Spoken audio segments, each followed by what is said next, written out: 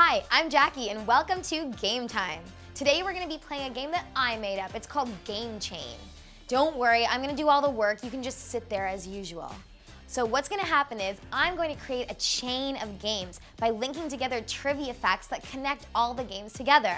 Don't worry, it's all going to match up in the end, okay? I've got this covered, don't worry. So today's chain starts with bingo and ends with Pokemon. So let's get started with the first game that I already just said. Bingo! Bingo originated in Italy and it dates back to the year 1530. And still to this day, people in Italy play bingo every single Saturday. Mamma mia, get a life, Italy! The most popular color of dabber used in bingo is purple. And the most common name of the winners is Margaret. I'm not making that up, that's true. Statistically, if your name is Margaret, you're the most likely person to win at bingo. What the hell? So here's a tip for all you Margarets out there. Start playing bingo. There's lots of different ways for all the Margarets to win at bingo. Vertical line, horizontal line, diagonal line, four corners. But there's only one thing to say when you win at bingo, and it's, bingo! Did you know that there's another game that allows you to shout out bingo according to the official rules? And that game is Scrabble. It's true. If you use all 7 of your tiles in one turn, according to Scrabble rules, that's a bingo. And you're allowed to shout bingo, just like in real bingo. Except you don't win, you just get an extra 50 points on top of your word score. And all of the world's most elite Scrabble players, aka nerds, can sometimes yell a bingo in Scrabble 3 or 4 times in one game. Oh gee, we're all really impressed. Did you know that Scrabble was invented by an architect? Yeah, and it used to be called Lexico and then crisscross words before finally being named Scrabble in the late 1930s. Now, I'm gonna go out on a limb here and say that if it was still called crisscross words, it wouldn't be as popular today. It might have had a brief heyday in the 1990s. But there's no way that author and probably successful bingo player Margaret Atwood would have been writing about Offred playing secret games of crisscross word with the Commander in The Handmaid's Tale, right? And it never would have been made into a game show. And Scrabble's not the only board game that somehow became a TV game show. There was the Game of Life, there was Pictionary, and the next game on our chain, Monopoly! Yes, Monopoly was a highly unsuccessful TV game show just like Scrabble.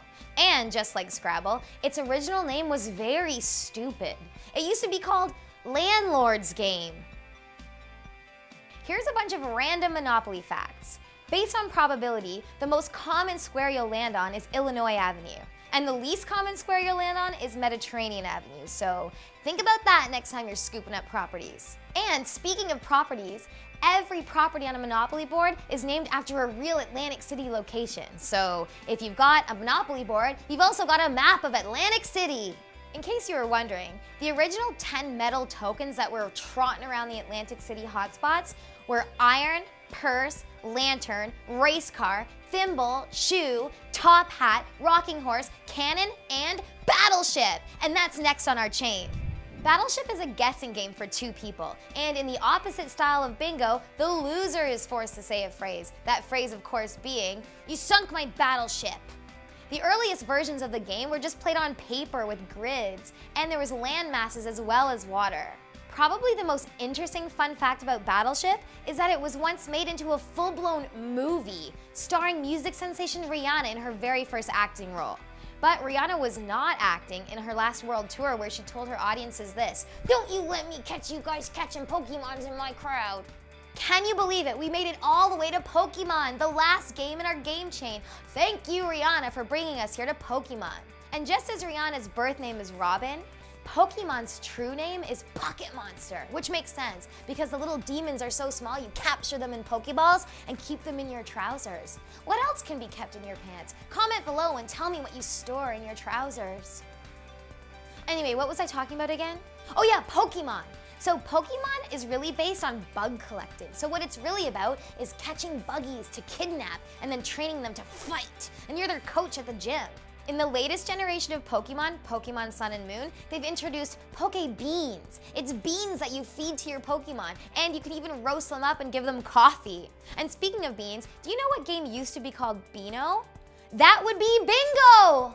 Bingo was called Beano. That's right, because originally people used beans to cover the number on the cards, not dabbers. But that all changed one day when some woman accidentally yelled out bingo instead of Beano. What a moron. Was her name Margaret? Probably not. Margaret's a pro. There you go, we did it. Oh, that was harder than it looked. I could tell some of you were worried that we weren't gonna make it back to bingo, but I always knew we would. You're so negative. Anyway, that's all for now. Come back to Game Time soon.